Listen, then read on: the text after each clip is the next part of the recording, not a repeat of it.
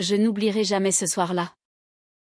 Quand Antoine, l'ami le plus proche de mon père, m'a prise par la main et m'a conduite vers la grange abandonnée au fond du domaine. Sa voix était basse. Presque un murmure. « Viens, Émilie. Il faut que je te montre quelque chose. » Mon cœur battait la chamade. Non pas de peur, mais d'une excitation trouble que je ne comprenais pas encore. J'avais 22 ans cet été-là. En Provence. Dans la maison familiale où l'air embaumait la lavande et le thym sauvage. Mon père, veuf depuis des années, comptait sur Antoine comme sur un frère. Antoine, 40 ans, veuf lui aussi, avec cette assurance tranquille des hommes qui ont traversé les tempêtes. Il gérait les vignes avec mon père, riait fort au dîner, mais ses yeux, quand il se posait sur moi, portaient une ombre que je n'osais pas nommer. Ce soir, la grange était plongée dans une pénombre veloutée, seulement percée par les rayons mourants du soleil couchant. L'odeur de foin sec et de bois ancien m'enveloppa. Antoine referma la porte derrière nous. Et le silence tomba comme un voile. « Émilie, murmura-t-il, il y a des choses que ton père ne sait pas. Des choses sur moi. Sur nous. Peut-être. » Son regard était intense, chargé d'un poids que je sentais peser sur ma poitrine. Je me souviens de chaque détail de cet été 2018. Comme si le temps s'était figé dans la chaleur accablante de la Provence. J'étais revenue de Paris après mes études. Le cœur léger. Prête à profiter des vacances avant de plonger dans le monde adulte. La maison de pierre, nichée au milieu des vignes, était mon refuge. Mon père, un homme rude mais tendre, passait ses journées dans les champs. Et Antoine était toujours là. Fidèle ombre à ses côtés. Antoine. Je l'avais connu toute ma vie. Enfant. Je le voyais comme un oncle bienveillant. Celui qui me portait sur ses épaules lors des vendanges. Mais ces dernières années, quelque chose avait changé. Ses regards duraient un peu trop longtemps. Ses sourires cachaient une mélancolie que je ne saisissais pas. Il vivait seul dans une petite maison au bout du domaine. Depuis la mort de sa femme. Emporté par une maladie fulgurante 10 ans plus tôt. Ce soir-là, quand il m'invita à le suivre, je ne me doutais de rien. La grange, un vieux bâtiment délabré que personne n'utilisait plus, se dressait comme un fantôme au crépuscule. J'ai trouvé des vieux cahiers, dit-il en allumant une lampe torche. Des lettres de ton grand-père. Mais quand nous entrâmes, il n'y avait pas de cahier. Seulement le silence. Et lui, qui se tourna vers moi avec une expression que je n'avais jamais vue. Émilie. Je dois te parler de Mathilde. Le nom me frappa comme un coup. Mathilde. Ma tante. La sœur cadette de mon père. Disparue depuis 20 ans. On disait qu'elle était partie à l'étranger. Qu'elle avait coupé les ponts. Mon père n'en parlait jamais. Et quand il le faisait, sa voix se brisait. Antoine s'assit sur une botte de foin. Et je fis de même.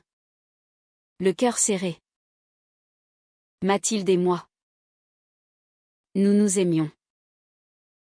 Vraiment. Pas comme des amis. Les mots tombèrent. Lourds. Dans l'air poussiéreux. Je le regardais. Stupéfaite. Antoine. L'homme droit. Le pilier de la famille. Confesser un amour secret pour la sœur de mon père? Mais il continua. La voix tremblante, ton père l'a découvert. Il nous a surpris. Un soir. Ici même. Dans cette grange. Il a menacé de tout détruire. Mathilde a fui pour nous protéger tous. Elle n'a jamais revenu. Je sentis une vague de colère et de compassion m'envahir. Comment mon père avait-il pu? Antoine pleurait presque. Ses mains tremblantes. Sans réfléchir. Je posai la mienne sur la sienne. Ce geste innocent déclencha quelque chose. Il leva les yeux. Et dans son regard, je vis non seulement le passé, mais un présent tourmenté. Émilie. Tu lui ressembles tant. Ses yeux. Ce sourire. Le silence s'alourdit. Je retirai ma main. Mais trop tard. Une tension nouvelle naquit. Électrique. Interdite. Je me levai précipitamment. Je dois rentrer. Mais en sortant, je croisai Mathilde. Oui. Mathilde. Elle était là. Sur le seuil. Vieillie mais reconnaissable. Les cheveux noirs courts. Le visage marqué par les années. Elle me regarda. Surprise. Émilie. Le monde bascula. Mathilde n'était pas partie à l'étranger. Elle vivait cachée. Dans un village voisin. Attendant que la colère de mon père s'apaise. Antoine et elle s'étaient revus en secret toutes ces années. Mais pourquoi revenir maintenant? Mathilde entra. Et Antoine se figea. Mathilde. Murmura-t-il. Elle hocha la tête. Les larmes aux yeux. Il est temps que la vérité éclate. Je les regardai. Comprenant soudain la profondeur de leur lien. Un amour qui avait survécu à l'exil. Au silence. À la famille. Mais ce n'était que le début. Car Mathilde, en me voyant, murmura, tu es si belle. Émilie. Comme si le temps n'avait pas passé. Et dans ses yeux, je vis quelque chose qui me troubla profondément. Une attirance? Non. Impossible. Pourtant, cette nuit-là, je ne pus dormir, hanté par son regard. Les jours suivants furent un tourbillon. Mathilde s'installa discrètement dans la petite maison d'Antoine. Mon père, ignorant tout, continuait sa vie. Je me surpris à chercher Mathilde. À l'observer lors des repas partagés en secret. Elle avait 45 ans. Mais une vitalité intacte. Une force tranquille. Ses cheveux courts encadraient un visage aux traits fins. Expressif. Elle parlait peu. Mais quand elle le faisait, sa voix était chaude. Enveloppante. Un après-midi. Seule avec elle dans la grange, ce lieu maudit et béni. Elle me confia son histoire. Ton père nous a séparés parce qu'il ne comprenait pas. À l'époque, en Provence rurale, un amour comme le nôtre était une abomination. Antoine et moi. Nous étions tout l'un pour l'autre. Mais en disant cela, ses yeux s'attardèrent sur moi. Tu sais, Émilie, tu as quelque chose de moi. Jeune. Cette liberté intérieure que j'ai perdue. Je rougis. Troublée. Était-ce de la compassion? Ou plus? Je partis en courant, le cœur en feu. La révélation de Mathilde changea tout. Je me sentais piégée dans un tourbillon d'émotions contradictoires. Phénomène de mon père, qui ignorait le retour de sa sœur. Je vivais dans la duplicité. Antoine, déchiré entre son amour passé et le présent, évitait mes regards. Mais Mathilde était partout dans mes pensées.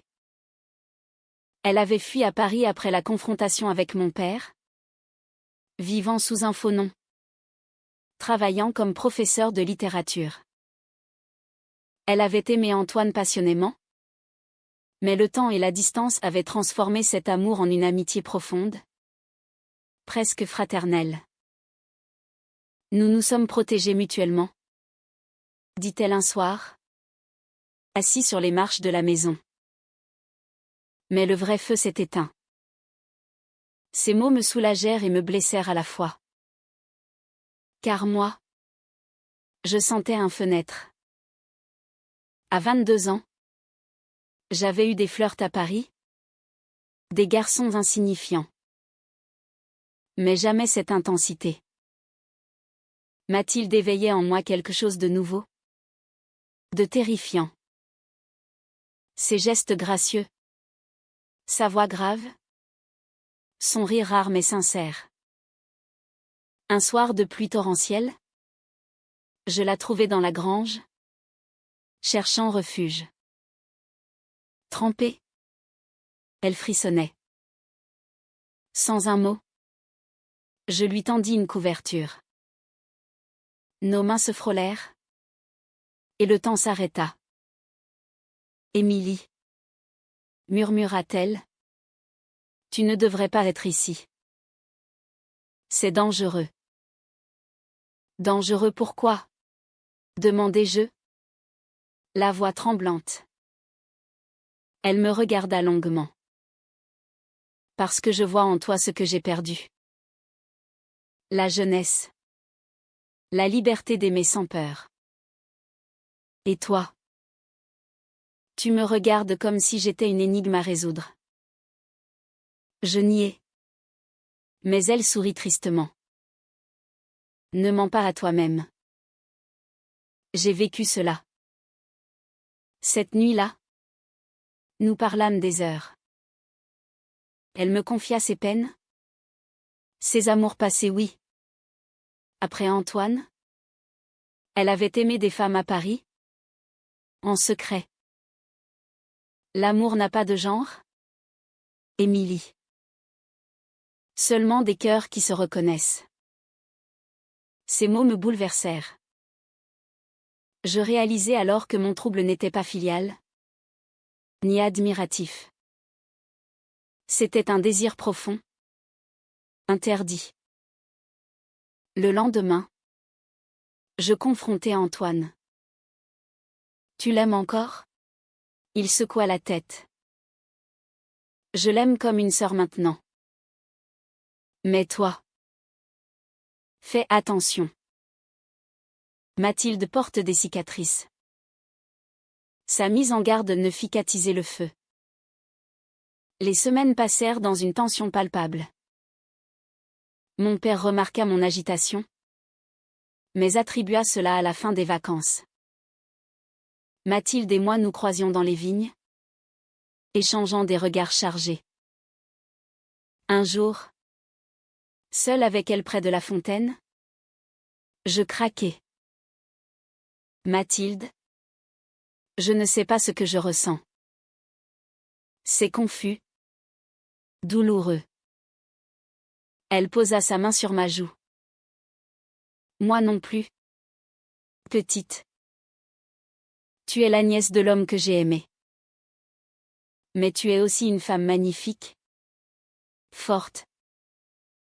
Si cela arrive, ce sera un ouragan. Nous nous embrassâmes alors, doucement, comme une découverte. Le monde disparut. Seulement nos lèvres, nos souffles mêlés.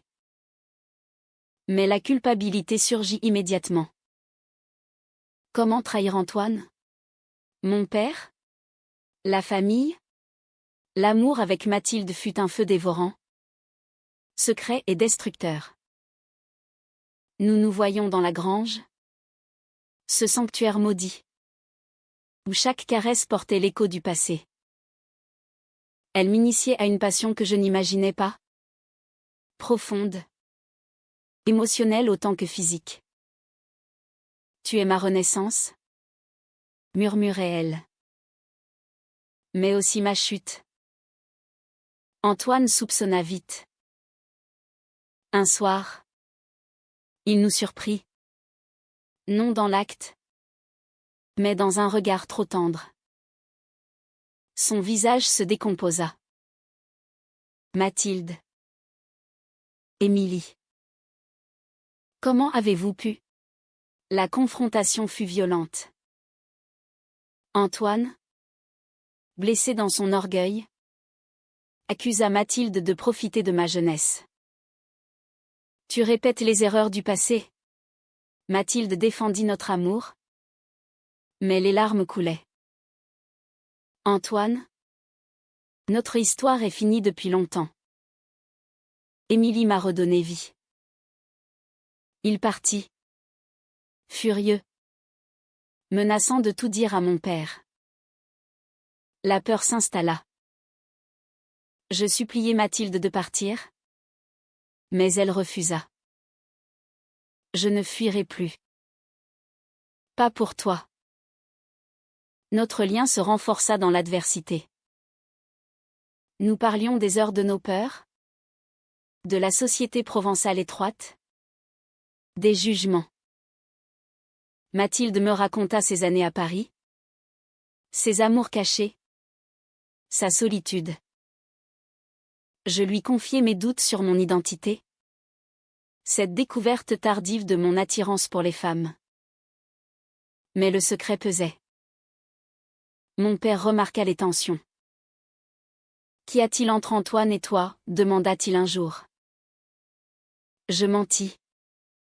Le cœur serré. Le haut de la crise vint quand Antoine, ivre de jalousie, révéla tout à mon père. La scène fut apocalyptique. Mon père, homme traditionnaliste, hurla, ma sœur et ma fille? Dans ma propre maison? Il chassa Mathilde, menaçant de déshériter. Antoine, repentant, tenta de calmer. Mais trop tard. Mathilde partit cette nuit-là. Je la rejoignis en secret, désespérée. Ne me laisse pas, suppliai-je. Elle pleura. Émilie. Je t'aime plus que tout. Mais je ne détruirai pas ta famille. Attends. Le temps apaisera. Seule, confrontée à la colère paternelle, je sombrai. Phénomène. Phobie. Nuit blanche. Antoine s'excusa, avouant que sa jalousie venait d'un amour résiduel pour Mathilde. Je vous ai maudit. Mais je vois maintenant que c'est vrai. Les mois suivants furent un enfer. Mon père m'interdit de mentionner Mathilde. Antoine partit gérer un autre domaine. La maison semblait vide. Hantée. Je retournai à Paris. Mais l'absence me rongeait. Lettre secrète à Mathilde, qui vivait à Marseille. Seule. Elle m'écrivait, chaque jour sans toi est une épreuve. Mais je respecte ton choix. Si tu reviens, je serai là.